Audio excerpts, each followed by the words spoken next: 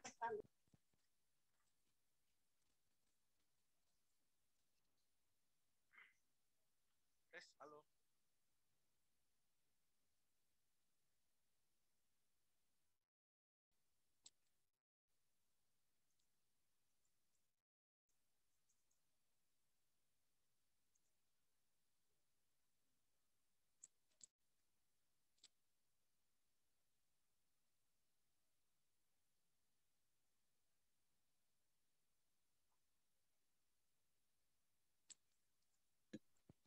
Tes, halo. Masuk nggak suaraku?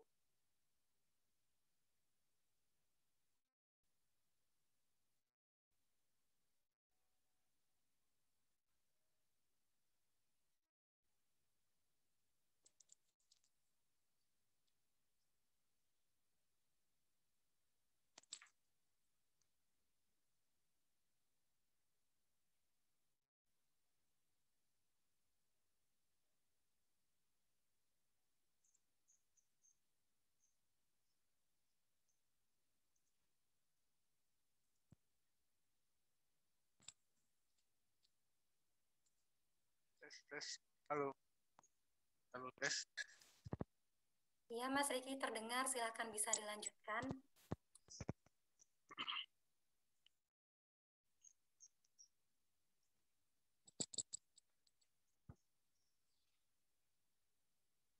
Assalamualaikum warahmatullahi wabarakatuh. Waalaikumsalam warahmatullahi wabarakatuh. Selamat sore, Mas Nur Abdullah Siddiq, teman-teman Warstek yang lain.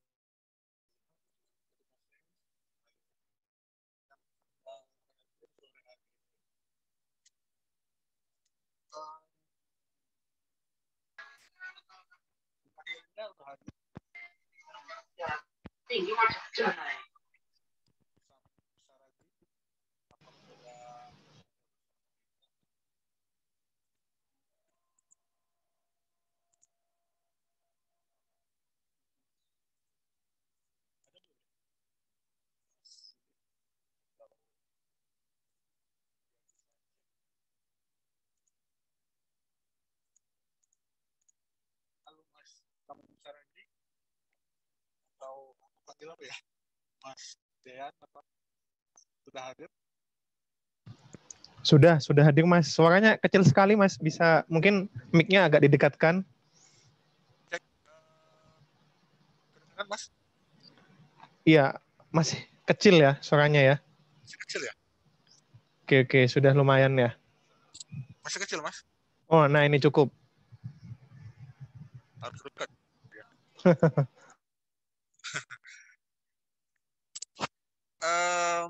Kita lanjut aja. Udah lewat 6 menit dari 3.30 waktu Indonesia Barat.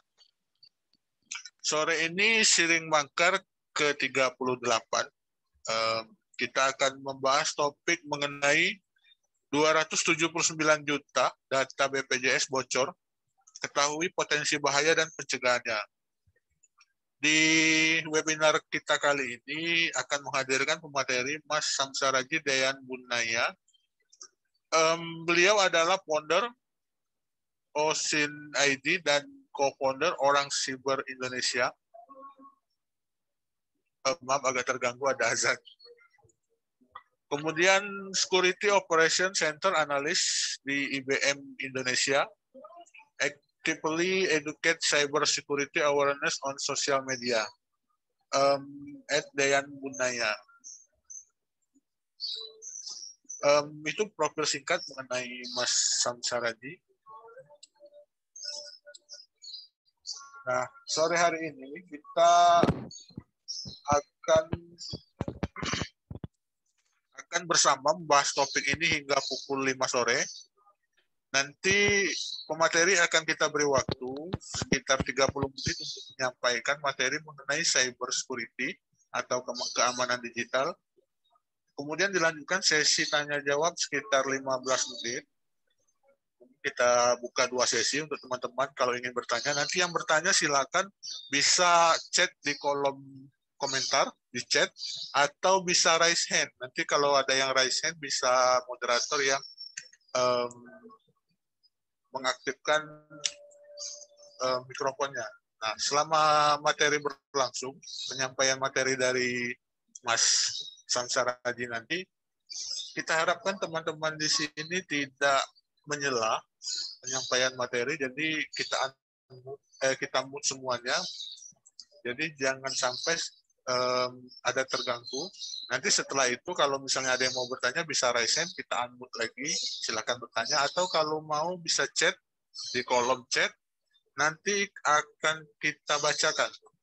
Nanti bisa Mas Saraji langsung jawab. Singkat mengenai keamanan digital, seperti kita ketahui, apalagi di masa pandemi COVID saat ini, digitalisasi itu seperti mendapat katalis. Jadi semakin cepat.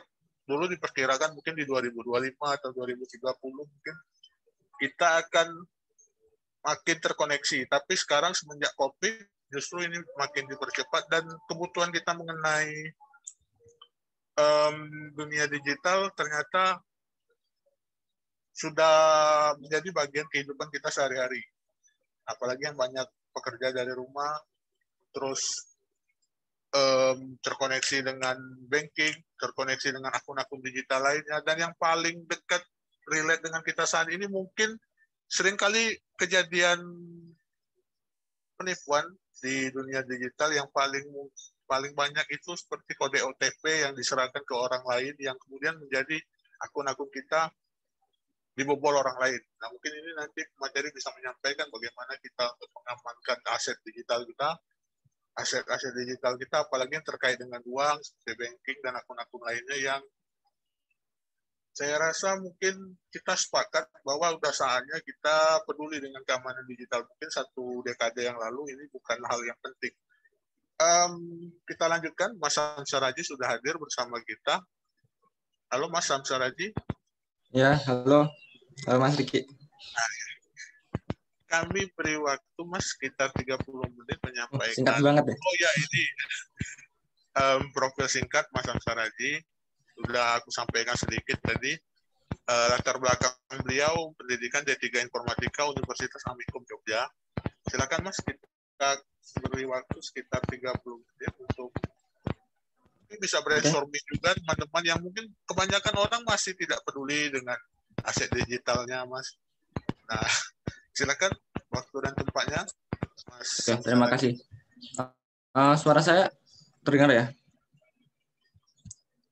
Oke, lancar ya? Lancar ya Mas? Lancar. Oke, lancar. Terima kasih. 30 menit cukup singkat ya. Tapi nggak apa-apa, saya coba paparkan ini karena nanti slide-nya ini cukup lengkap jadi bisa buat belajar teman-teman.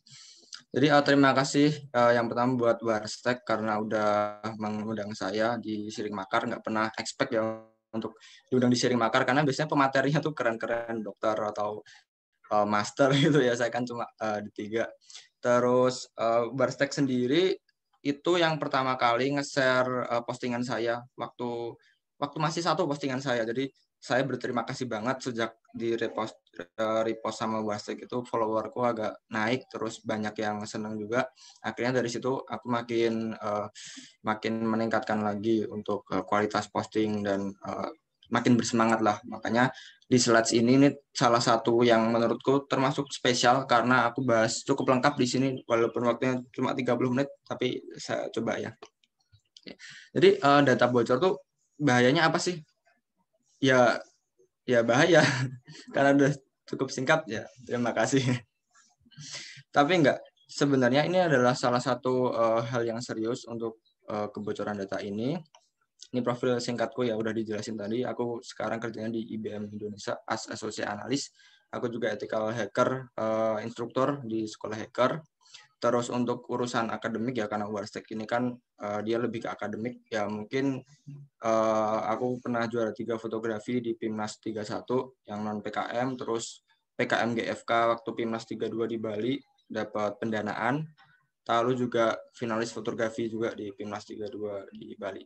Jadi sebenarnya nggak relate ya, cuma ya gitulah aku emang cita-citanya sebenarnya ilmuwan. Dulu pengen masuk biologi UGM kebetulan. Cuma karena dulu SMK-nya teknik jadi nggak bisa. Terus ya udah ikut senang aja kalau ada yang bahas soal biologi, sains, karena seperti itu. Oke. Jadi langsung aja. Pada 12 Mei, Scotts atau membernya Red Forum itu dia membuka sebuah lapak yang dia menjual 200 lebih juta data sampel penduduk Indonesia. Dengan 1 juta datanya itu dibagikan secara gratis untuk melihat bagaimana sih sampel data yang dibagi. Next. Terus pada 21 Mei Kominfo itu memblokir Red Forum dan bukan, sorry, ini kelewatan, harusnya ada tanggal 20 Mei. Nah, 20 Mei ini itu viral di Twitter. Jadi ada Mas Adem ini, Douglas, dia bilang, kok ini nggak rame ya? Ini ada 279 juta data dibocorin loh, ini kira-kira gimana? Bahkan ada yang meninggal pun datanya juga di situ. Nah, setelah dari situ, tanggal 21 Mei, Kominfo itu memblokir Red Forum dan link yang untuk share data seperti B-File, Mega NZ, dan Anon Files itu diblokir semua. Nah, kita pikir aja. 12 Mei ke 20 Mei itu 8 hari sendiri. Dan 20 Mei ke 21 Mei itu tuh sehari. Jadi sebenarnya respon pemerintah cukup cepat ya. Cuma yang disayangkan adalah kapan terjadinya data breach ini. Mungkin bisa berbulan-bulan yang lalu, kita nggak tahu kan. Nah, itu potensi bahayanya. Semakin lama data itu tersebar, itu potensinya justru semakin meningkat.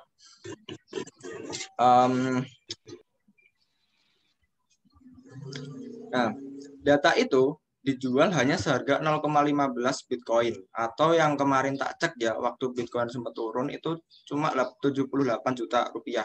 Ini hampir sama harganya kayak waktu Bineka sama Tokopedia bocor. Harganya juga sekitar situ, 70 sampai 80 juta data. Wah, padahal datanya selisih jauh banget.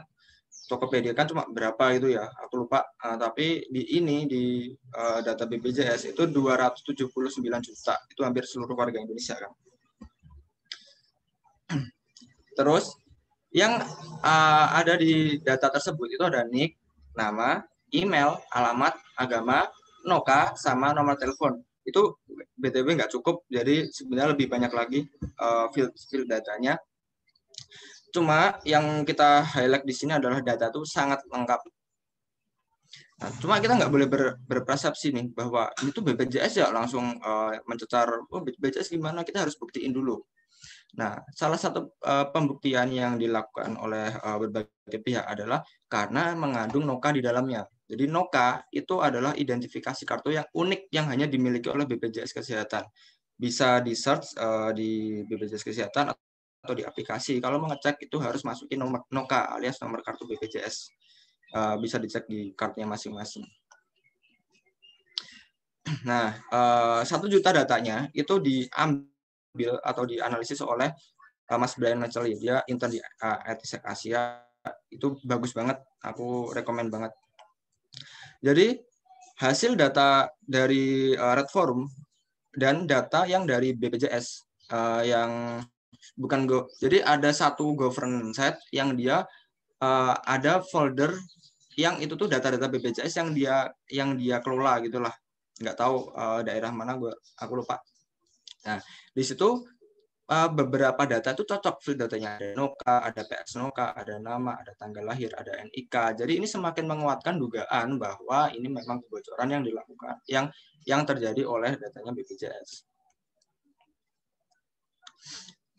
Nah, dari 1 juta data itu hanya 5.000 email, 35.000 nomor, dan 300.000 tanggal lahir yang unik. Jadi nggak semuanya unik. Mungkin ada yang itu dummy, data dummy, atau data yang asal-asalan dimasukin. Itu banyak banget. Bahkan ada yang duplikat.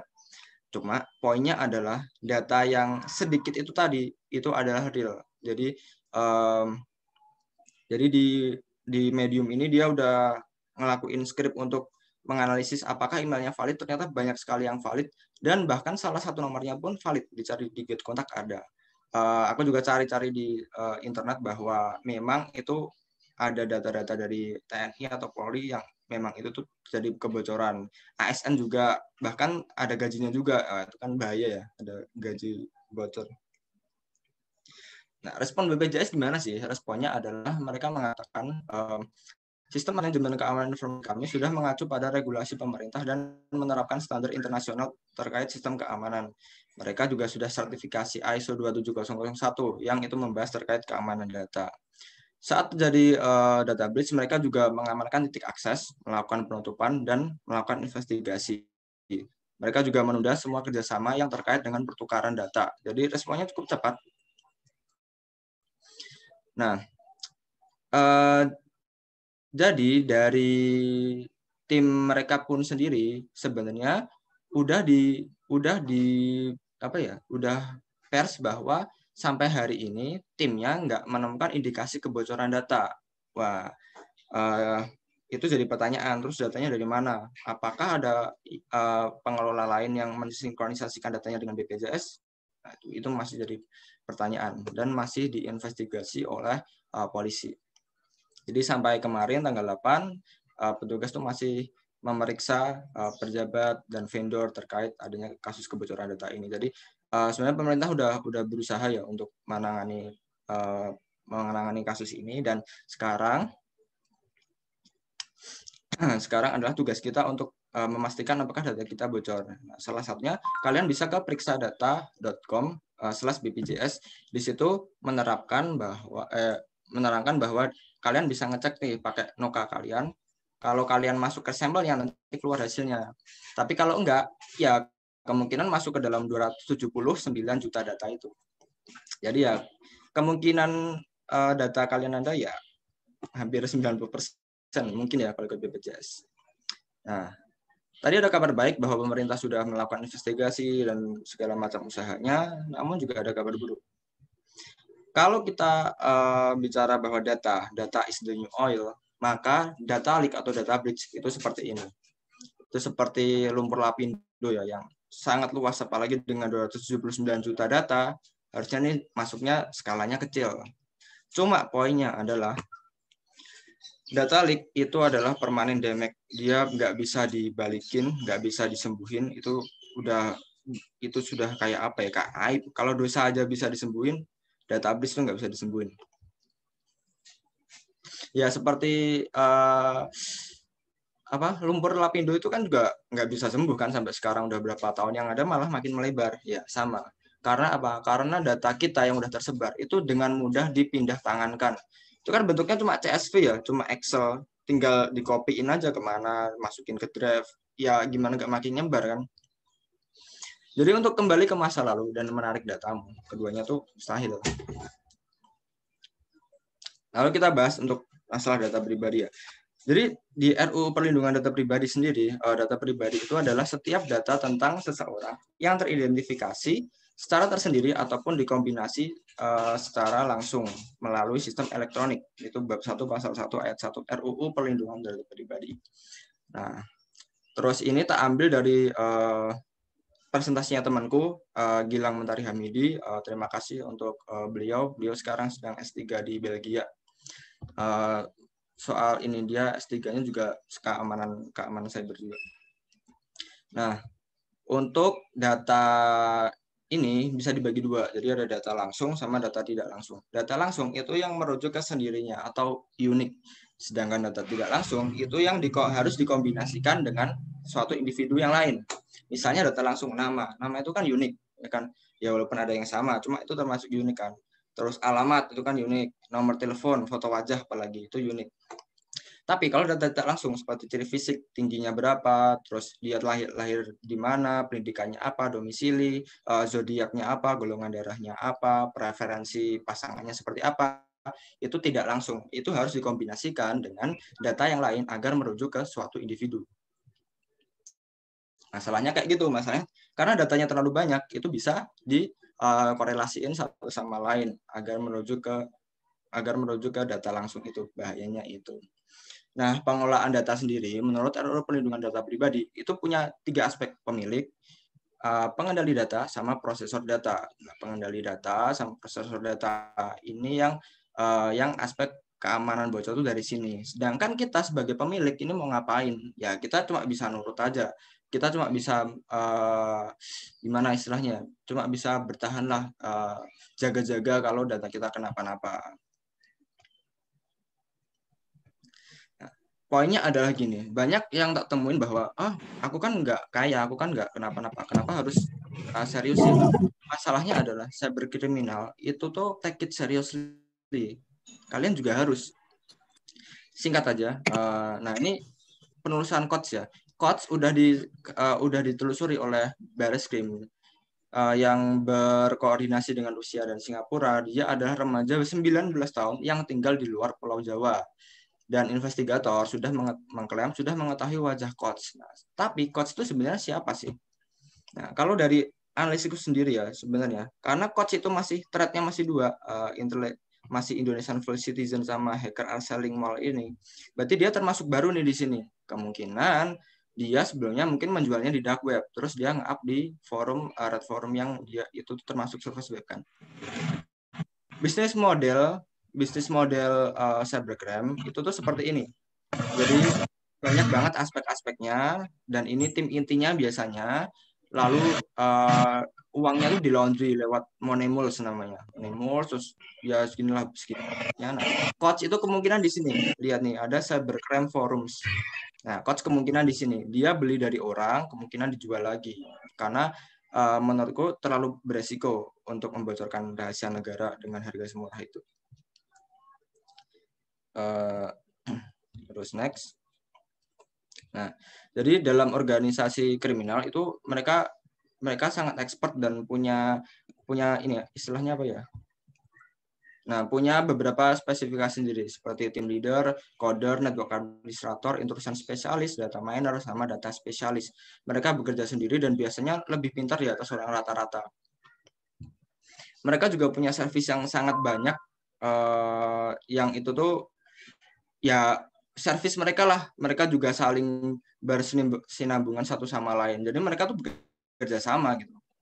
Dan bahkan harganya tuh mahal. Harga softwarenya tuh bisa up to $10.000.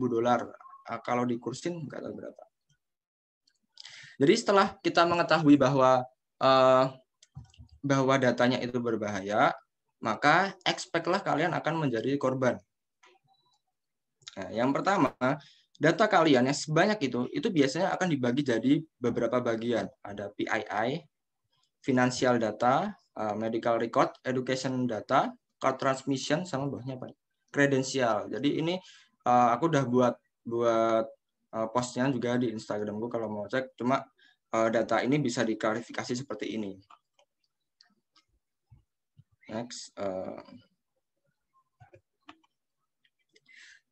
Nah, jadi beberapa ancaman yang perlu kalian expect adalah yang pertama extortion atau mengancam dengan menyebarkan data rahasia dengan tebusan uang. Yang kedua adalah identity theft, yang dia adalah menggunakan identitas orang seperti nick, nama untuk melakukan penipuan atau kejahatan yang sering kita temuin ya. Lalu ada profiling itu untuk apa? Dia menggunakan big data atau data yang dikoleksi untuk melakukan targeting politik atau targeting iklan di sosial media. Jadi satu data kalian tuh berharga. Nah, yang pertama adalah jangan semua di-allow. Kalau kalian install aplikasi, pastikan aplikasinya jelas dan jangan semuanya di-allow. Sering aku temuin ya, aplikasinya apaan terus di-allow semua karena mereka nggak tahu itu apa. Mending besok jangan, karena satu lihat ya. Nah, ini akibat apa? Akibat kalau media di-allow. Jadi kalau media di-allow, aplikasi itu bisa melihat galeri kalian. Nah, makanya kalau posting kalau nyimpan foto-foto yang agak private, jangan disimpan di HP ya. Simpan di mana, jangan di HP pokoknya. Jadi seperti ini ya, ini korban-korban pinjol, dia datanya lihat disimpan. Aduh, kan ngeri ya kalau kayak gini tuh. Bahkan ada yang jangan sampai berani nyebar foto keluarga gue. Berarti kan ini keluarganya. Nah, bahaya kan. Nah, yang kedua, jangan pernah allow kontak. Mungkin kalian ada yang pakai Get Kontak atau Telegram atau yang lain yang kontak itu mending jangan deh. Karena kalau sekalinya kontak di allow, ya semua kontak kalian bakal diekspor ke mereka dan ya seperti ini contohnya. diproses kayak gini bos, mau kayak gini dikirim ke semua kontak cara Jadi tanpa dijalani sistem udah jalan sendiri, biarin aja. kontak Anda ratusan cuma hitungan menit pak sebar. Dipikirkan lagi pak ya kalau nggak mau respon ya. Kontak ratusan bos. cuma ribuan kontak ribuan cuma hitungan menit untuk menyebar. Makanya kalian banyak yang DM aku, kok aku kena ini ya, kena tagih pinjol ya, ya berarti kontakmu jadi low gitu. Mereka diambil semua, nggak cuma yang siapa penjaminnya, enggak, semua dibarbarin aja sama mereka. Ya begitulah cara kerja. Makanya hati-hati. Pakai good kontak juga hati-hati karena ya kurang privacy aja sih. Oke, jadi untuk penanggulangannya yang pertama yang penting adalah gantilah anggaplah password kalian seperti celana dalam ya. Jadi ganti secara berkala, jangan diperlihatkan ke orang lain dan jangan taruh sembarangan karena itu aib ya kan. Dan jangan lupa pakai celana dalam yang kuat dan tidak mudah robek, alias pakai password yang kuat yang ada nomor, ada angka, ada spasi biar nggak gampang dijebol. Yang penting itu diganti. Jadi kalau kalian sedang lihat ini, sedang lihat Instagram, langsung ganti sekarang passwordnya. Jangan lupa aktifin two factor authentication di manapun, di Instagram, di Facebook, di email terutama, di HP. Pokoknya diaktifin semua lah, karena two factor authentication itu ibaratnya gerbang yang menjaga data kalian itu masuk ke orang lain. Kalau two factor authentication, walaupun orang itu mengetahui OTP kalian, ya mereka nggak bisa ngapa-ngapain karena mereka perlu yang namanya something you know. Apa sih yang kamu tahu? Adalah password kalian yang mungkin di two factor authentication itu. Nah, terus pakai anti malware juga di PC, di HP, pakai kalau perlu yang berbayar karena biasanya lebih baik. Dan jangan ini ya, jangan mau ditipu kayak please matiin antivirus gitu. Karena kita butuh matiin antivirusnya biar nanti programnya jalan. Padahal itu ya sebenarnya malware aja yang jalan. Jadi ya kayak gini aku buat meme tadi. Please matiin antivirus gitu kan. Tapi nggak kena ransom kan? Ya, ujungnya kena ransom. Terus nge-DM aku, "Mas, ini caranya gimana ya untuk biar ngedecrypt?" Ya nggak bisa dong. Kalau kena ransom udah nggak bisa. Terus untuk selalu berpikir sebelum nge-share, karena banyak sekali kita temuin itu modus pencurian OTP yang ngaku-ngaku Indomaret atau Alfamart. Dia minta 6 angka yang ada huruf Thailand. Jadi gini ya, untuk ingatnya, OTP itu one time password. Kalau kalian OTP-nya hilang, kalian selalu bisa generate. Makanya bilang aja kalau ada yang kayak gitu, ya udah generate lagi aja Mbak OTP-nya, kenapa minta saya gitu aja. Gitu. Tapi jangan pernah ngirim OTP ke orang lain. OTP itu selalu disimpan sendiri. Terus ini ada beberapa DM dari teman-temanku juga bahwa mereka di HP-nya kan pernah moto KTP ya, entah buat daftar apa, akhirnya dia jatuh ke tangan pinjol atau entah kenapa ke tangan pinjol, terus dia di DM sama mereka, tolong nih ada utang, tolong dibayar, tolong dilunasin, padahal mereka nggak daftar. Jadi kalau udah kayak gini, dibiarin aja, terus carilah bantuan, mau lapor ke pihak berwajib, ke polisi atau ke mana ya, Kominfo gitu. Terus nah gini, ada yang bikin kartu suatu, ya pokoknya ada bikin kartu lah, kartu untuk belanja gitu ya. Setelah dia bikin kartu itu, dia masukin nomor aslinya, besoknya langsung dapat spam nomor banyak banget nih kayak gini. Nah, jadi jangan berikan informasi yang akurat untuk yang nggak perlu banget. Kalau aku sendiri punya nomor 2 sama emailnya lebih banyak. Nah, jadi kita harus menerapkan 3 layer security ya. Ini aku ambil dari presentasinya temanku juga, Gilang Mentari Hamidi. Yang pertama diri sendiri, penyelenggara data, sama peraturan negara.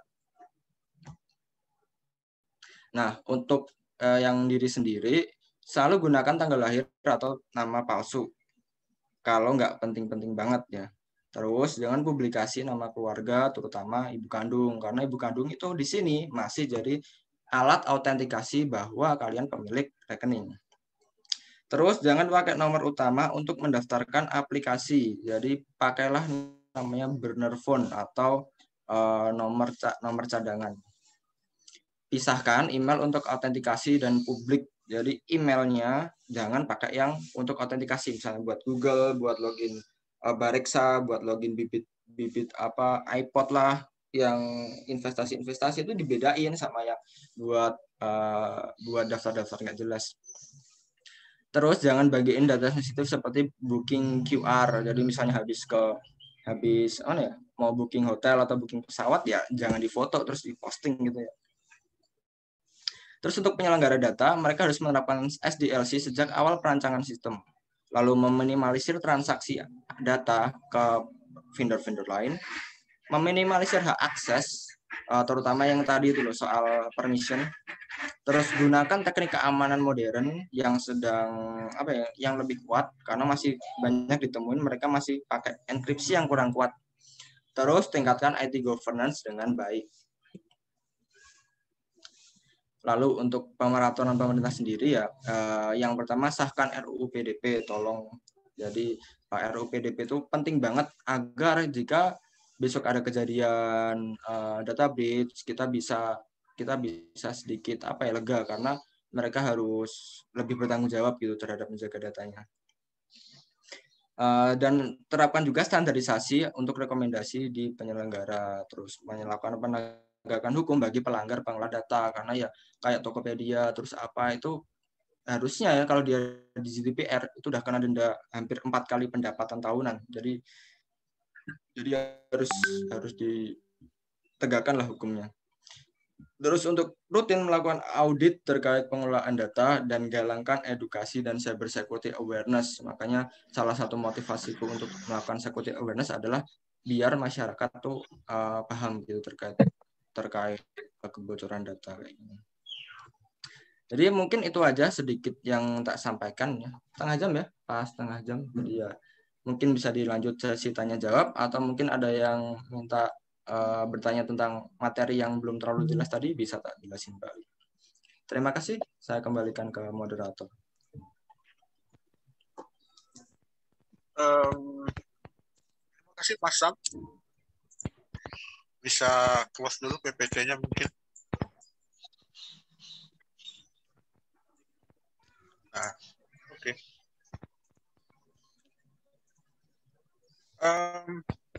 Udah banyak. Terima kasih Mas Sam atas materinya tadi, lengkap sampai ada cara mengamankan aset digital kita. Dan sekarang ini udah ada banyak pertanyaan dari teman-teman. Ini mungkin nanti tidak semua bisa kita bacakan. Kalau ada yang belum kita sampaikan, nanti bisa share di grup, atau mungkin izin ya Mas Sam, kita bagikan kontaknya mungkin nanti ke kawan-kawan yang hadir hari ini. Karena banyak pertanyaan, tidak semua bisa terjawab di sore hari ini. Nah, kita coba bacakan satu pertanyaan dari Muhammad Axel Ali Pandra. Assalamualaikum, saya mau bertanya, apakah dengan menggunakan OSINT Open Source Intelligence, kita bisa mencari identitas seseorang? Terima kasih Kak. Mungkin bisa langsung dijawab, bisa kita lanjut berikutnya. Oke. OSINT ya. Untuk sorry bisa tolong jabarin lagi Mas Riki. Apakah dengan menggunakan OSINT kita bisa mencari identitas seseorang? OSINT ini Open Source Intelligence. Ya, Open Source Intelligence. Praktek mengumpulkan informasi ya? Iya, benar. Oke. Untuk OSINT ya, OSINT sendiri bisakah mencari device seseorang? Bisanya bisa pakai banget, karena sudah ada tools seperti itu ya. Itu kalian bisa ke ini. Di Shodan ini dia search engine untuk mencari perangkat-perangkat hardware. Jadi ya untuk belajar-belajar di sini cuma tolong jangan disalahgunain ya, karena ya inilah nanti kalian juga bisa nyari, misalnya habis beli CCTV internet gitu ya, kalian tahu IP publiknya, kalian searching aja di Shodan, kira-kira bisa ditembus nggak. Rata-rata kalau CCTV yang kurang pengamanannya atau pengamanannya dia nggak diatur lagi, itu bisa ditembus saja dan kelis di sini. Jadi hati-hati sih. Makanya kalau aku pribadi nggak pasang CCTV online yang publik atau yang gimana-gimana karena ya kayak gitu. Jadi itu bisa, jawabannya bisa. Selanjutnya Mas, ini ada Mas yang tadi katanya yang OSIN tadi udah terjawab. Bagaimana cara belajar OSIN? Itu tadi udah dibagikan sama Mas Sam. Terus dari Dirzi Adam, apa yang harus kita lakukan ketika mengalami kebocoran data? Yang harus kita lakukan untuk meminimalisir kerugian yang mungkin terjadi. Ini juga hampir mirip dengan yang di atas. Dari Mukti Muktadi, dengan banyaknya kasus kebocoran data, ini apakah demand cyber security menjadi meningkat? Mungkin langsung sekaligus sih, Mas. Saya baik banget. Mana tadi ya? Apakah kita lakukan ketika mengalami kebocoran data, terus apakah datanya meningkat gitu ya? Ya, kalau dengan kayak gini jelas, apalagi besok RUU PDP rencananya ya harusnya sih tahun ini disahkan, tapi ya mungkin ya paling lambat semoga lah tahun depan itu harusnya udah sah. Kalau PDP udah disahkan, setiap perusahaan itu harus punya tim cyber security atau minimal pengawas datanya. Nah di situ aku pribadi bakal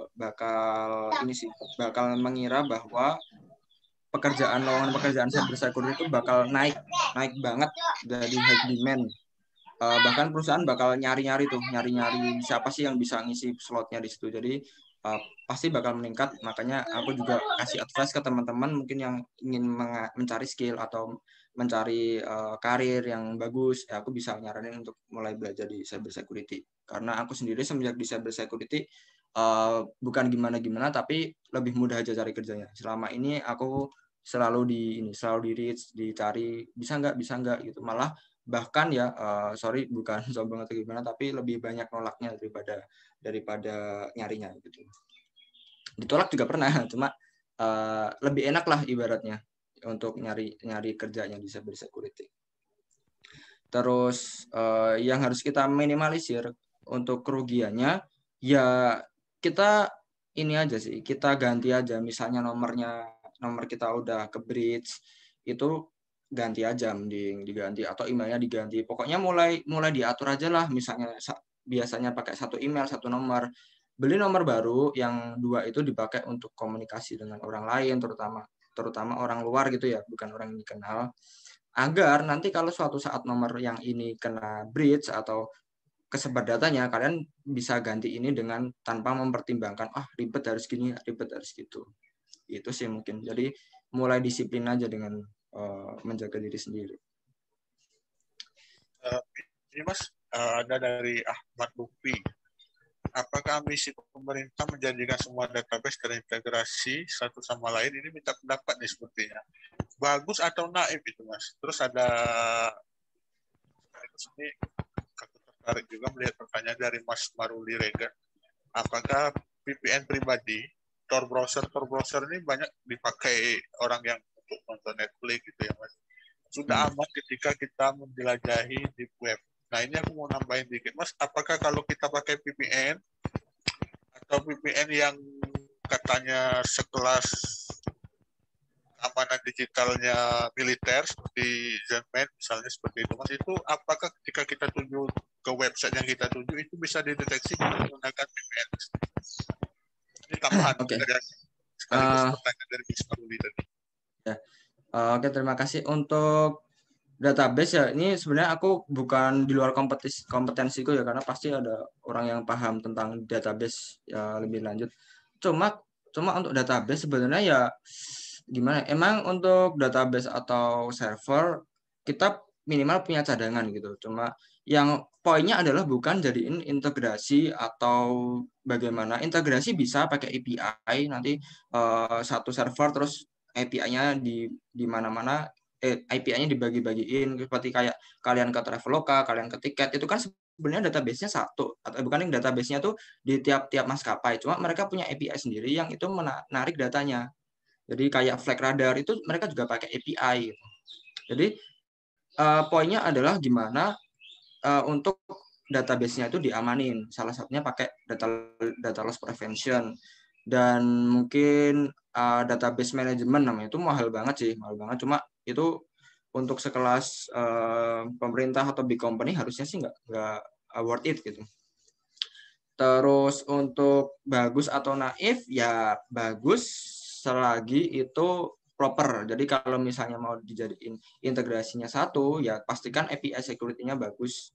Terus pastiin database-nya oke dari ancaman fisikal dan digital. Dan pastinya dikasih security awareness sama pemegang-pemegang datanya.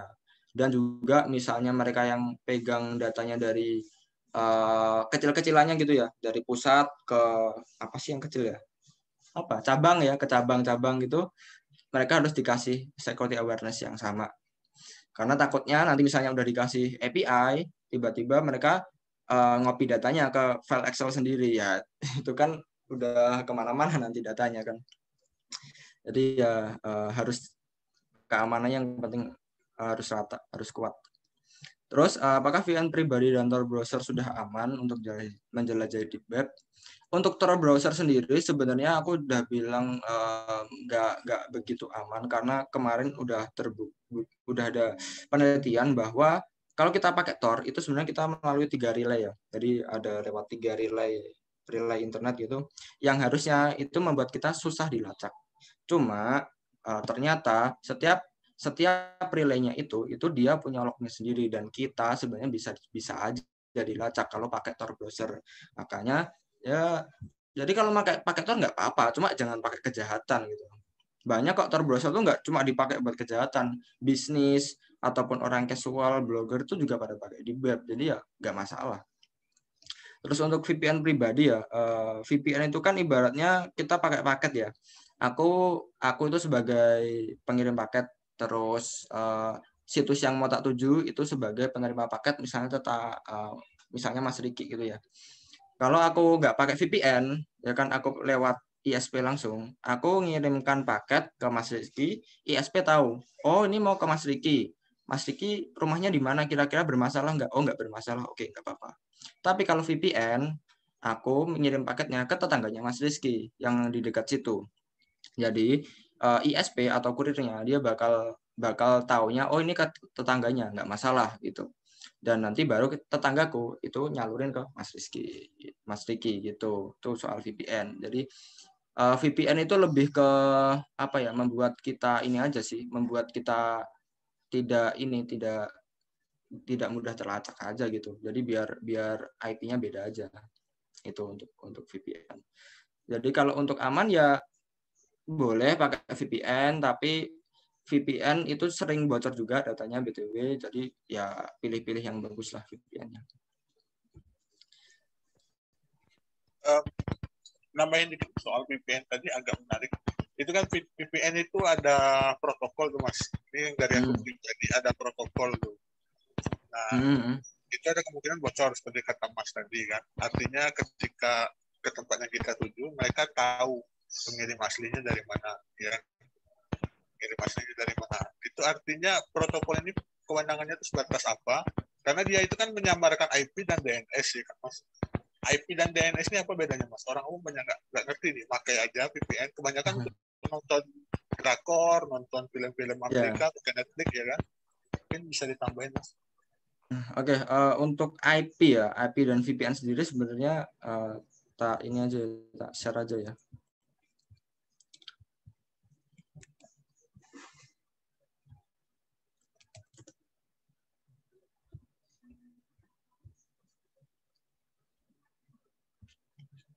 Nah, VPN kita cari yang enak lah ini ya. Nah, ini aja lah gampang. Jadi gini, kalau kita pakai VPN sebenarnya itu bukan masalah protokol sih Mas Rizky. Jadi kalau protokol itu lebih nanti masuknya ke VLAN atau VXLAN. Itu lebih ke arsitektur jaringannya. Tapi kalau VPN itu konsepnya adalah kalau kita nggak pakai VPN, kita ini lewat ke ISP. Ya kan, lewat ke router ISP, nanti baru ke internet. Tapi kalau kita pakai VPN, kita lewat router ISP dulu, baru ke VPN server. Jadi VPN itu mereka punya komputer yang nyala terus, yang itu buat fungsinya apa? Fungsinya buat menerima data kalian, lalu data kalian itu diarahin ke internet ini, terus dibalikin lagi lewat sini. Makanya ISP dia nggak tahu ini mau buka porno atau mau buka apa, dia nggak tahu karena dia taunya cuma lewat VPN server gitu kalau untuk VPN. Terus apa tadi, Mas? Pertanyaan kedua, sorry.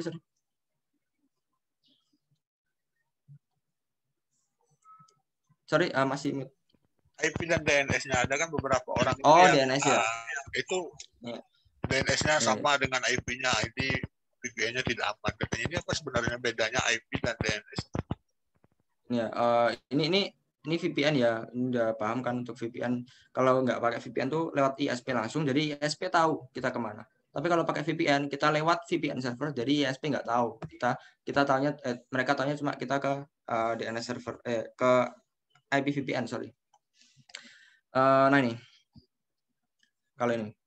Jadi gini, kalau misalnya DNS itu adalah apa sih? DNS itu domain name server. Jadi dia itu yang nyimpen, ibaratnya dia yang tahu, oh Amazon itu IP-nya berapa. Karena kita itu kalau ngakses facebook.com misalnya, kita sebenarnya nggak ngakses facebook.com, tapi kita ngakses IP-nya sebenarnya. Jadi mereka dari server itu nggak tahu ini facebook.com itu apa. Jadi ini yang nyimpen database-nya kayak ini Amazon. Kita buka Amazon tuh ke web server tuh nggak tahu kayak ini Amazon tuh apa ya, gue nggak tahu, coba tanya dari server Amazon.com tuh di mana. Oh, Amazon.com tuh 7221215990. Terus dia balikin ke web server, oh Amazon tuh ini page-nya seperti ini, kayak gitu. Itu DNS server. Jadi kalau nggak ada DNS server, kita harus ngetikin angkanya, bukan namanya. Jadi DNS server ini mempermudah kita untuk berinteraksi di internet. Karena tuh bayangkan kalau nggak ada DNS, ngetik instagram.com kita harus 101 bla bla bla bla gitu. Ngetik google.com harus 8.8.8.8, kan ribet ya. Jadi itu gunanya DNS server seperti itu. Jadi dia mempermudah. Gitu. Terima kasih Mas. Ini ada dari Mas Amar Asidik. Aku agak panjang nih pertanyaannya. Mungkin secara umumnya aku lihat yang pertama dia minta pendapat Mas Sam. Apakah itu memblokir forum? Nah itu tadi disampaikan sebelumnya tadi. Benar. Yang kita tahu pengakses data itu kan dari seluruh dunia. Kemudian pemerintah perlu tidak mempublikasikan hasil investigasi yang red forum tadi. Kemudian, nah ini pendapat Mas Sam juga, untuk di Indonesia mungkinnya saat ini, kesadaran cyber security atau keamanan digital ini udah tinggi atau belum? Pendapat dari Mas Sam. Terus yang keempatnya, kebocoran data itu menyerang target, ini sebenarnya udah juga dijelaskan sedikit, mungkin bisa diperjelas Mas Sam. Menyerang target atau mereka menipu orang yang memiliki data atau punya akses data. Nah ini secara tidak langsung mungkin seperti ini maksudnya. Apa sih akibatnya secara tidak langsung? Kan kami nggak punya duit, nggak punya aset perbankan digital seperti itu Mas. Ini bisa dijelaskan Mas? Yang pertama dulu ya, apakah yang dilakukan dengan memblokir red forum itu benar? Sebenarnya kalau dibilang benar harus lihat dari dua sisi ya. Sisi pertama, kalau orang udah tahu red forum itu ada sampel datanya, kalau nggak diblokir ya sebenarnya dari orang Indonesia itu kan lebih berpotensi ya. Menurutku orang Indonesia itu kan lebih berpotensi karena dia tahu sendiri kan, tahu bahasanya, tahu orangnya, tahu daerahnya. Jadi kalau misalnya itu nggak diblokir, terus satu Indonesia itu mendownload datanya secara massal, itu ya mau gimana pertanggungjawabannya. Makanya kalau besok ada data bocor ya teman-teman, jangan di-download data sampelnya karena itu sebenarnya kan kita nggak bisa menjamin apakah laptop kita tuh aman, apakah HP kita aman, apakah kita bisa jamin datanya itu aman. Karena kalian sebagai pemegang data nanti kalau megang data orang lain kan. Jadi sebenarnya ya gimana ya? Sebenarnya lebih bagus kalau bisa komunikasi dengan red forum langsung atau bagaimana ya? Aku kurang paham sih kalau kayak gini. Tapi yang jelas menurutku untuk saat ini ya lebih baik begitulah, karena kita tahu sendiri orang Indonesia tuh banyak yang kepo kan, dan laptopnya malware-nya macam-macam dibajakan, jadi yang ada malah makin nyebar datanya. Terus pemerintah perlu mempublikasikan hasil investigasi mereka tidak, menurutku perlu, karena nanti biar kita tahu bahwa ini pelakunya siapa, ini siapa, walaupun dengan sedikit ada sensorship ya. Ya kayak pelakunya kan bisa disensor jadi inisial kan. Kalau perlu ya perlu, karena biasanya untuk kebocoran data di luar negeri itu pasti ada hasil investigasinya, dan itu berguna banget untuk blue team sepertiku ngelihat mengamankan data di perusahaan sendiri. Terus menurut Anda, apakah kesadaran terhadap keamanan data masih tinggi atau acuh tak acuh? Acuh tak acuh menurutku ya, masih acuh tak acuh, karena aku pernah diceritain kemarin bahwa kan sekarang lagi vaksin ya, vaksin itu kan ngumpulin nick ya, nicknya. Kalau ngumpulin nick kan ada grup kayak RW gitu kan, terus harusnya itu tuh kalau ngasih nick ya di PC aja ke Pak RT-nya atau Pak RW-nya atau pengelola datanya kan. Nah, setelah di PC nick, nomor, alamat dan lain-lain, itu malah di forward balik ke grupnya. Ya otomatis semua grup tahu dong nicknya berapa. Nah, itu udah mencerminkan bahwa aduh ini tuh paham nggak sih soal pemegang data kayak gini. Jadi masih kurang edukasi sih menurutku. Jangankan itulah, kalau ada kasus saja sering didoxing kok. Misalnya di Twitter gitu kan, lagi debat, yang didoxing masa lalunya, atau yang didoxing mukanya gitu kan. Jadi ya kita tuh masih gimana, masih banyak standar gadanya biasanya. Terus kebocoran data itu dilakukan dengan menyerang target atau mereka menipu. Wah, ini banyak aspeknya. Kalau yang high tier kayak APT gitu, biasanya dia menyerang target, tapi biasanya untuk initial aksesnya dia pasti lewat phishing atau lewat social engineering, karena yang terlemah di security itu bukan sistemnya tapi manusianya. Kayak Instagram ya, ada orang pengen nge-hack Instagram. Instagram tuh nggak bisa di-hack gitu. Kalau Instagramnya ke-hack ya itu berarti orangnya ini kurang aware aja, nggak ngaktifin tuh factor authentication dan lain-lain. Jadi ya dalam keamanan data, manusia itu adalah faktor paling lemah di layarnya.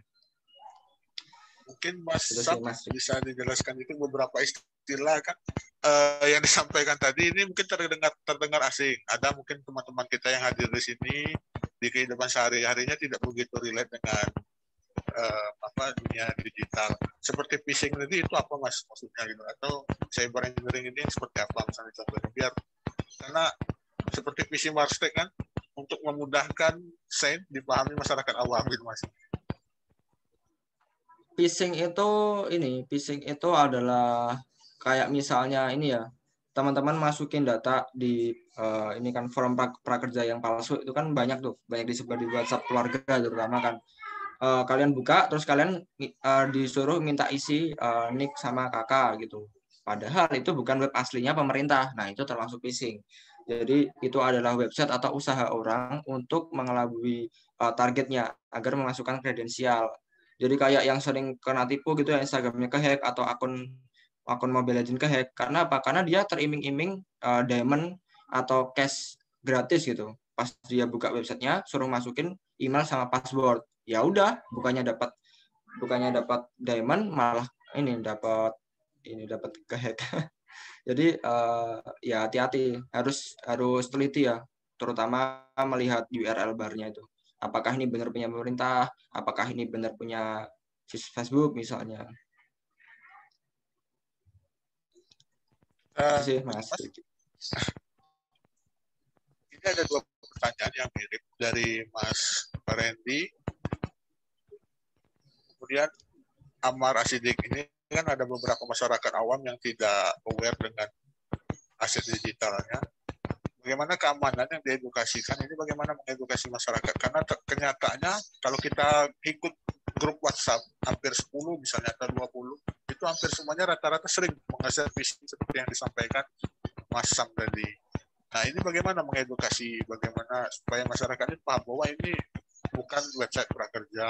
Kita kasih tahu, mereka marah seperti itu kan. Dan ini kemudian kalau di dunia nyata ada beberapa penyedia pekerjaan dari Mas Ammar Asidik lagi, apakah yang sebaiknya kita lakukan ketika mereka meminta data pribadi kita, Mas. Apakah boleh atau seperti apa?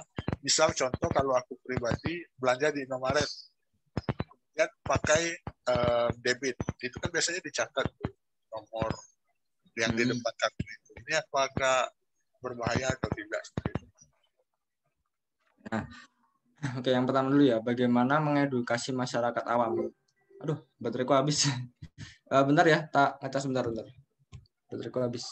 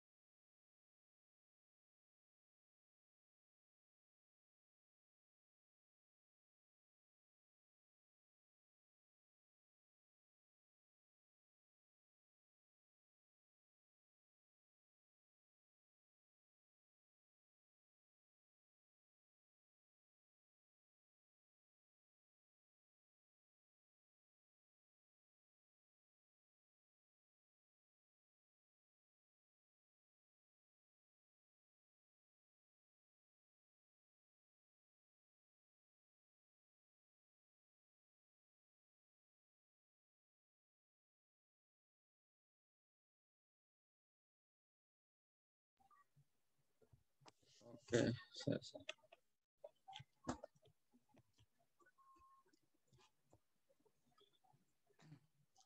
bagaimana mengedukasi masyarakat? Ini agak agak ribet ya, karena itu kan unik ya. Jadi kadang ada yang ngeyel, kadang ada yang mau dengerin gitu. Jadi ya, yang pertama edukasi. Pertama langsung aja sih, kalau aku langsung kasih. Ya, langsung kasih ini aja, kasih kayak pinjol Wattpad tadi loh. Langsung kayak ini loh, kalau kalian nge-share web phishing, nanti data-data kalian tuh bakal digunakan sama orang nggak jelas. Terus pokoknya sih, dan kalau mereka buat kapok, soalnya orang Indonesia kalau belum kapok itu tuh masih bakal ngeyel, kayak install game sembarangan. Kalau belum kena ransomware, mereka bakal install terus. Terus kalau ada penyedia yang minta data pribadi, apa yang sebaiknya kita lakukan? Ini tergantung ya, karena kalau bicara soal memberikan data pribadi itu kesepakatan aja. Teman-teman mau nggak nge-share datanya? Teman-teman percaya nggak sama pemegang datanya? Kalau nggak percaya, ya udah nggak usah dikasihin.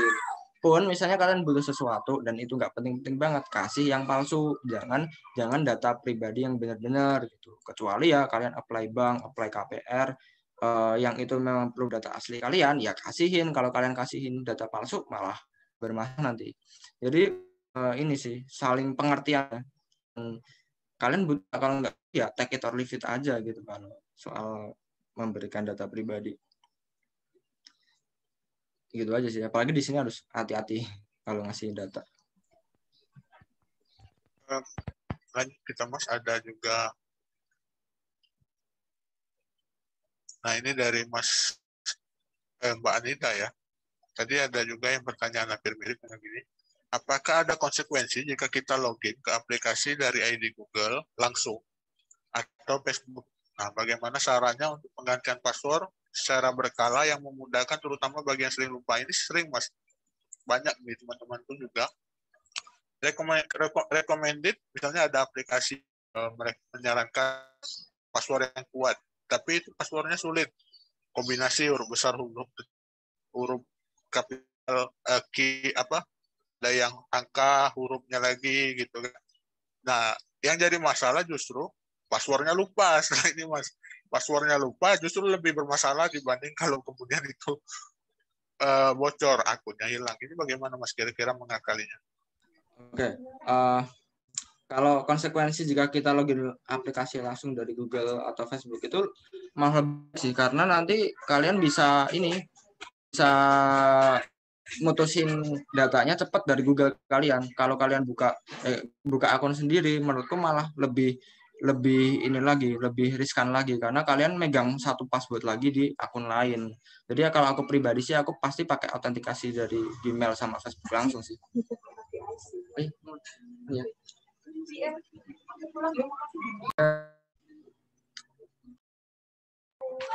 Terus bagaimana saran untuk penggantian password yang berkala? Pakai aplikasi password manager dong. Kalau aku pakai Bitwarden namanya.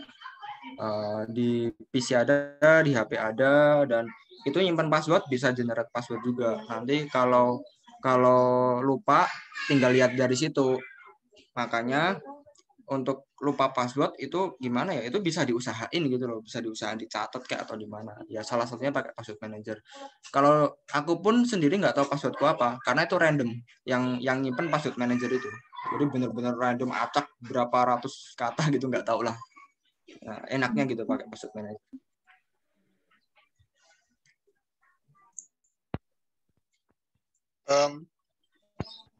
Lanjut kita Mas. Masih ada banyak pertanyaan. Ini ada Mas Ade Hirzi. Ilmu apa yang harus dikuasai ini agak panjang kayaknya mau bahas. Yang bisa kita kuasain biar bisa jadi cyber security. Maksudnya orang yang bisa bekerja, mungkin maksudnya yang bekerja sebagai cyber security atau paham cyber security. Halo Mas Sam, masih hadir? Oke. Untuk berkarir ya, yang dikuasain. Yang pertama mungkin banyak belajar aja tentang ngikutin berita-berita cyber security yang paling baru ya. Terus kalau yang dasar ya paling belajar bahasa pemrograman yang minimal Python. Terus belajar network sama OS ya milih Linux atau Windows. Linux sih nggak apa-apa sih. Preferensiku Linux, belajar Linux. Itu aja sih yang penting paham OS, terus belajar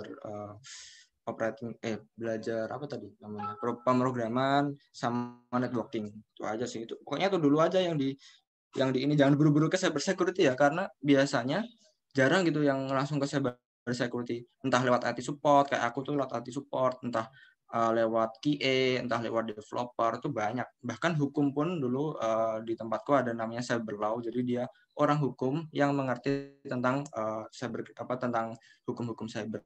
Jadi luas banget kalau ngomong soal cyber security, nggak cuma tukang hack gitu. Ya mungkin udah jelas ya Mbak Anida nih tadi. Ini ada pertanyaan lagi dari Mbak Anissa. Bagaimana saya main APK, aplikasi maksudnya yang di Android, kadang kembali ke Chrome. Nah ini APK Chrome, maksudnya ke aplikasi Chrome yang di Android ya Mas. Terus ke website yang belum pernah saya buka. Cara mengatasinya gimana ya? Aduh, kalau itu nggak tahu sih. Kalau ke APK terus ke website yang belum dibuka ya dicek dulu aplikasinya tuh apa, terus nanti website yang dibuka tuh apa, karena biasanya ya mungkin di aplikasi tuh minta rating atau mungkin iklan ya kan. Jadi ya itu sebenarnya ya udah aturan dari mereka gitu kan. Jadi APK tergantung APK-nya sih. Ngatasinya gimana ya? Ini mungkin maksudnya Mas, kayak iklan pop-up itu Mas, mungkin ya. Yang misalnya nonton atau baca komik bajakan, misalnya kan, di Anoboy kan ada aplikasinya. Ketika kita buka karena ilegal, itu banyak pop-up, iklan pop-up, terus kita klik, masuk ke Chrome atau ke situs Tokopedia, Shopee, seperti itu. Oke, ngatasinya ya. Kalau ngatasinya dengan kasus seperti itu ya uninstall aplikasinya aja, jangan pakai aplikasi bajakan. Tapi mereka butuh tuh Mas, karena kalau misalnya nonton film Naruto di website resmi bahasa Jepang atau mungkin mahal gitu kan. Nah di Indonesia yang ada yang seperti itu Mas. Ini tanda kutip bukan ngajarin gitu kan Mas, tapi ya kalau misal gitu kan. Oh ya, tetap ini sih, menurutku tetap itu bukan suatu pembenaran. Jadi kalau ilegal ya terima konsekuensinya aja sih. Oke, kita lanjut Mas. Mbak PR kayaknya ini udah dijelaskan tadi mengenai apakah kita zaman sekarang ini bocor apa masih aman, bisa dicek tadi ya Mas. Nah ini ada yang bahas VPN, bisa dijawab sedikit Mas. VPN yang recommended dan aplikasi buat mencegah malware apa nih Mas? Oh, kalau VPN apa ya? Kalau VPN aku kurang tahu ya karena VPN tuh sering banget bocor. Masa sering banget rekam log gitu loh. Jadi aku sendiri nggak rekomen pakai VPN sih. Apa ya? Aku nggak bisa rekomen kalau itu karena aku belum tahu juga yang bagus apa. Terus aplikasi buat mencegah malware, aku juga nggak bisa rekomendasiin karena aku sendiri bukan promo tapi aku sendiri punya langganan sendiri yang ya berbayar gitu loh, berbayar jadi lebih bagus saja. Jadi kalau untuk rekomen aku nggak bisa rekomen karena aku sendiri punya apa ya? Punya rekomen sendiri. Nanti apalah ya gitulah. Kalau minat DM, bukan promosi ya, cuma ya aku nggak bisa ngasih. Tapi intinya adalah selalu pilih ini ya, jangan yang gratis-gratisan karena gratis tuh biasanya bukan tetap bayar, cuma bayarnya nggak pakai uang, tapi pakai data kalian. Gitu aja. Ini kayaknya yang hadir teman-teman ini banyak yang udah expert nih mengenai ini. Ada Mas Dani, permisi Mas, kalau kita menggunakan DNS over HTTPS atau DNS over TLS itu berpengaruh nggak buat anonymity? Ini sama sebenarnya kayak yang VPN tadi, Mas, itu ada anonymity. Terus kalau aku nambahin dikit Mas, kalau ngecek anonymity itu yang recommendednya seperti apa ya? Kalau DNS over HTTPS atau DNS over TLS, aku nggak terlalu main gituan sih. Cuma berpengaruh atau enggaknya buat anonymity, ya itu tergantung lagi sebenarnya. Nggak ada yang bisa jamin. Aku pun juga nggak bisa jamin kalau itu tuh anonim apa enggak gitu loh. Jadi ya apa ya? Kalau menurutku sih ya mungkin lebih bagus pakai HTTPS jelas tuh pakai bagus. Atau DNS over TLS ini tergantung juga. Kalau DNS-nya dia override ya dia pakai DNS orang lain, hati-hati buat ring hole attack aja, ntar DNS-nya diganti. Jadi aku sendiri nggak bisa komen sih. Ini do it on your own risk aja kalau ini. Terus untuk tempat tadi gimana Mas untuk mengecek anonymity ya? Ya Mas. Mengecek anonymity gimana ya? Asalkan itu yang penting harus tahu dulu IP kalian tuh apa. Intinya kalau untuk soal anonymity ya, itu tuh gimana ya? Itu tuh dua hal yang susah gitu loh. Karena kalau semakin kita anonim atau aplikasinya anonim, itu berarti nanti nggak ada kontrol lagi terhadap keamanan. Karena ibaratnya gimana ya? Ibaratnya kalau benar-benar anonim ya, nggak bisa di-track. Ya pasti itu ladang yang sangat subur untuk cyberkriminal beraksi kan. Karena mereka beraksi di sana itu nggak bakal ke-track gitu. Jadi untuk ngecek anonimitasnya, ya yang pasti harus tahu sendirilah IP-nya berapa. Terus nanti kira-kira pakai proxy-nya berapa. Terus pakai VPN apa. Itu ya harus ngecek sendiri. Kalau untuk melakukan pengecekan kayaknya apa ya? Kayaknya pakai Mozilla tuh ada fiturnya sih kayak trackernya di blok, terus apanya di blok tuh banyak sih. Jadi untuk situsnya sendiri aku nggak tahu banyak untuk ngecek anonymity. Mungkin itu tadi Mas yang Mas Dani. Kalau nanti kurang jelas bisa langsung DM Mas Samnya. Kita lanjut. Nah ini ada kita nama aplikasi Password Manager tadi apa Mas? Mungkin bisa diketikkan aja di kolom chat.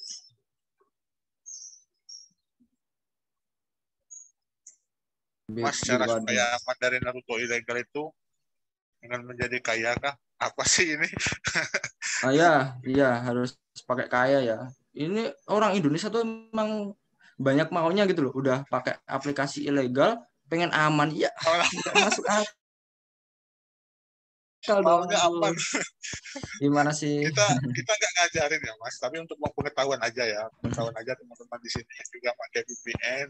Ya pokoknya kalau gratis ilegal tuh jangan expect aman dah. Itu aja pesanku. Ini di mana tempat yang aman untuk menyimpan ID, password, email, password ya mungkin maksudnya password, email dan sebagainya. Ini password manager tadi ya. Ya tadi Bitwarden itu. Bitwarden ya. Udah ya, udah nggak ada lagi ya, udah nggak ada lagi nih. Oh, tempat yang aman untuk menyimpan ID password ya di Bitwarden itu juga bisa. Jadi Bitwarden tuh sekalian nyimpan. itu juga bagus untuk ini terhindar dari phishing, karena misalnya ada orang pakai Google O-nya diganti 0 gitu, nanti bakal detek sama Bitwarden-nya, dia nggak masukin kredensial Google gitu. Jadi lebih baik pakai itu sih. Itu membuat nyaman dan aman aja sih. Kawan-kawan yang lain mungkin masih ada yang mau bertanya. Salam kalau di cover. Ini ada yang terlewat tadi, tapi kayaknya aku salam kalau di government, apakah tools dan SDM mumpuni untuk melindungi data atau orang-orang di luar justru lebih hebat? Ini mungkin government-nya yang lebih tahu ya Mas ya. Ini aku juga kurang paham sih gimana kalau di government, karena aku belum pernah di government. Tapi aku yakin sih orang-orang sini itu juga hebat-hebat, Bang Bontinya juga hebat-hebat ke orang sini, orang luar, tapi juga gak kalah hebat. Karena kalau untuk urusan security itu di mana dia yang gimana ya, di security itu tuh sebenarnya nggak bisa kayak level mentok 100 gitu tuh nggak bisa, karena setiap orang tuh punya kemampuannya sendiri sebenarnya. Dan yang perlu ditingkatin emang bener sih, SDM untuk melindungi datanya ini perlu ditingkatin. Terus stop glorifikasi, kayak misalnya ada hacker ketangkap, waduh sia-sia nih bakat dia punya bakat untuk ngehack, bisa dididik, itu udah kriminal, nggak usah dididik lagi. Jadi untuk SDM ini jangan cuma lihat skillnya, tapi lihat attitude-nya juga.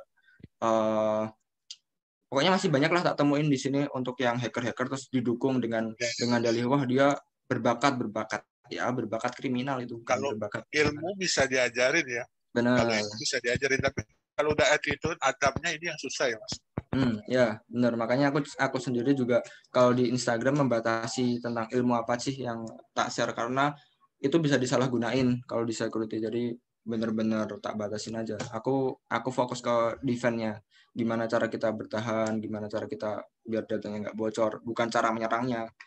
Udah ratusan lah pertanyaan tentang gimana ya cara sadap BA gitu. Aduh, sadap BA ngapain mau nyadap BA orang gitu kan.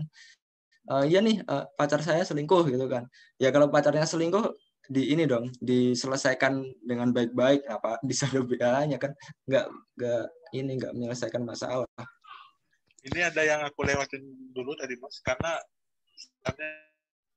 lebih ke tutorial ya. Bagaimana cara ngebatalin allow access.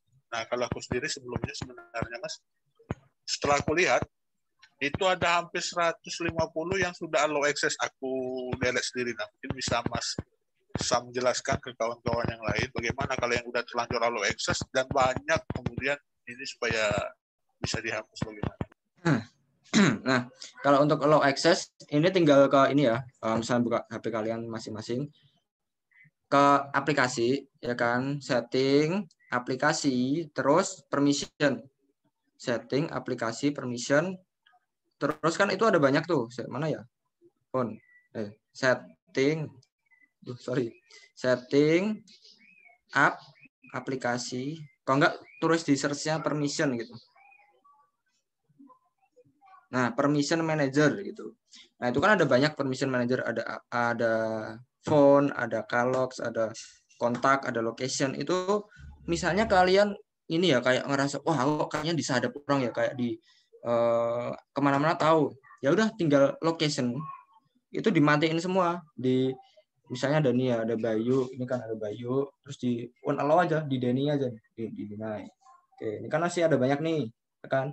Pilih aja nih satu, deny semua aja pokoknya. Mana lagi? Nah, misalnya kok ada orang, aku takut nih kameraku diapa-apain, ya udah kamera di-deny aja kameranya. Udah gitu, dimatiin semua. Jadi pastiin ininya 0 nih. Apps-nya allowed-nya ini 0. Kayak gitu. Jadi itu harus sering diperiksa. Kalau aku pribadi itu sering tak deny semua. Nanti kalau emang butuh baru tak allow. Gitu sih. Bisa di deny akses bisa. Cuma kalau datanya udah terlanjur di download, udah terlanjur bocor, ya udah bisa diapa-apain lagi.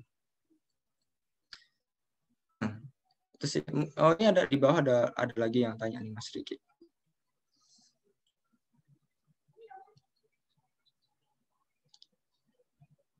Sorry, suaranya belum ini Mas Riki. Suaranya belum. Website untuk belajar security dari RAP ini, RAP apa namanya, RAP mungkin ya, untuk belajar programming dan biasanya di website di coding, kayak contohnya seperti apa gitu. Kalau untuk belajar security ya, aku bisa saran ini. Ini udah cukup bagus sih. Mulai dari situ aja. Sama ini sih, sama ini bagus. Kalau aku udah pokoknya mulai dari situ aja, nggak usah muluk-muluk banyak yang web ini, web itu, web ini. Tapi ternyata nggak konsisten ya sama aja. Karena aku sering tuh nemuin orang minta belajar cyber security di mana, tak kasih salah satu website, tanyain lagi nggak dikerjain, nggak dibuka, ya buat apa gitu. Jadi fokus aja salah satu dulu. Kalau aku nyaranin itu ya selesaiin dulu sampai paham, nanti baru pindah ke yang lain. Hah? Oh iya, nggak muncul. Aku malah ke Ricky ya. Sorry. Direct message. Sorry, salah.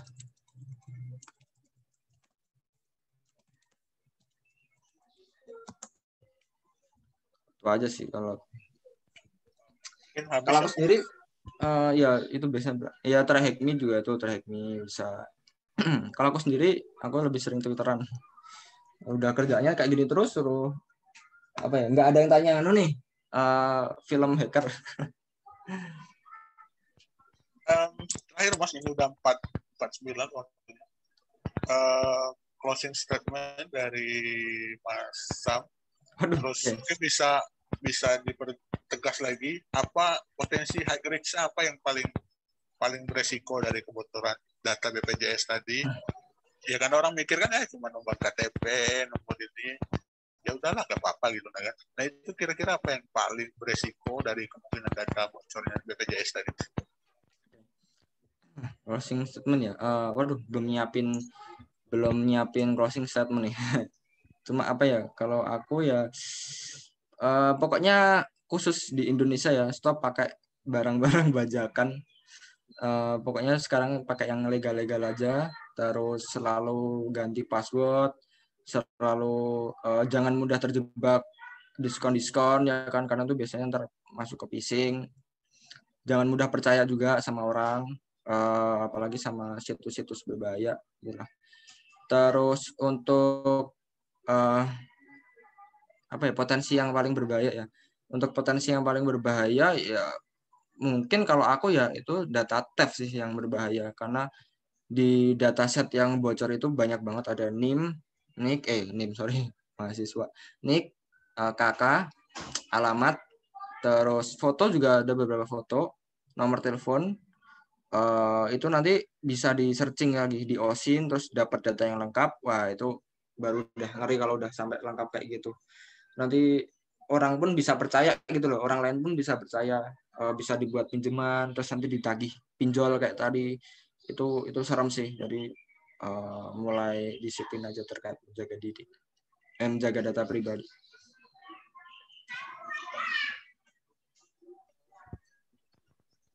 Terima kasih Mas Sam. Mungkin terakhir ini ada penyampaian lagi nggak dari Mas Wayan atau Mas Sidik? Cukup, Mas. Kalau dari saya ada penyerahan sertifikat dari Mbak Nailul. Oh ya, dari Mbak Nai, penyerahan sertifikat. Bagaimana Mbak?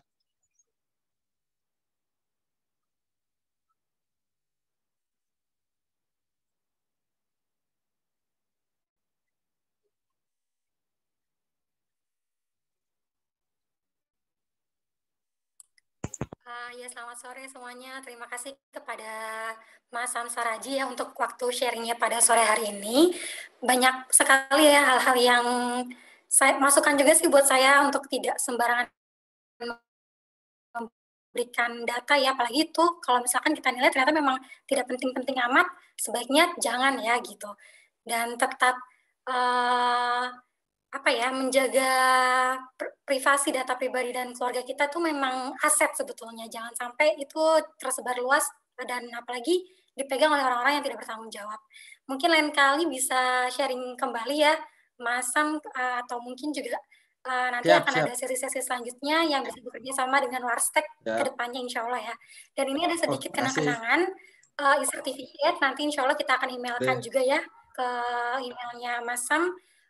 Demikian, terima kasih atas waktunya. Wassalamualaikum warahmatullahi wabarakatuh. Bisa ditutup kembali oleh Mas Riki. Terima kasih Mbak Nay.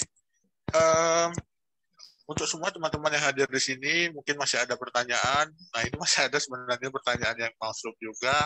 Nah, karena waktunya kita sudah habis, nanti aku tadi udah izin dengan Mas Sam, mungkin bisa teman-teman dibagi materinya, terus kemudian kontaknya Mas Sam, kalau ada pertanyaan bisa japri ya Mas Sam. Ya, kalau nggak di grup aja sih, ya, di grup aja Mas. Di grup aja ya. Di grup, kalau nggak di DM aja, Jadi karena terbatasnya waktu, nanti bisa di setelah ini. Nah, kemudian untuk Mas Sam sendiri, terima kasih waktunya udah berbagi ilmu dengan teman-teman, karena ini mahal sebenarnya cyber security ini, ilmu yang mahal dan tidak mudah juga dipelajari, bahwa di Indonesia sekarang masih kurang aware dengan keamanan digital, sementara kita di zaman COVID justru makin dipercepat, udah makin seharusnya diprediksi di 2030, sekarang ternyata di 2021 kita udah jadi bagian dunia digital, karena banyak yang kerja di rumah di daerah masing-masing, ya kucingnya. Jadi pentingnya keamanan digital, terutama di saat pandemi seperti saat ini. Itu aja, terima kasih Mas Wayan, Mas Sidik tadi. Terima kasih juga. Aplaus untuk kita semua sore hari ini. Assalamualaikum warahmatullahi wabarakatuh. Selamat sore teman-teman semuanya. Mungkin kita ada sesi foto bersama ya. Yuk, yang buka kameranya bisa dibuka dulu, bisa kita foto bersama ya. Tidak ada Mas Riki, tidak ada sesi foto bersama. Nanti tunggu saja ya untuk share link di YouTube, kita pasti akan re-upload ke sana. Oh, oke. Itu saja teman-teman, terima kasih. Oke, terima kasih semuanya teman-teman. Sampai berjumpa lain waktu. Thank you Mas Wayan, Mas Riki. Terima kasih banyak Mas Dian. Sangat bermanfaat ilmunya. Sama-sama. Terima kasih teman-teman, salam kenal. Terima kasih Mas. Ya, sama-sama.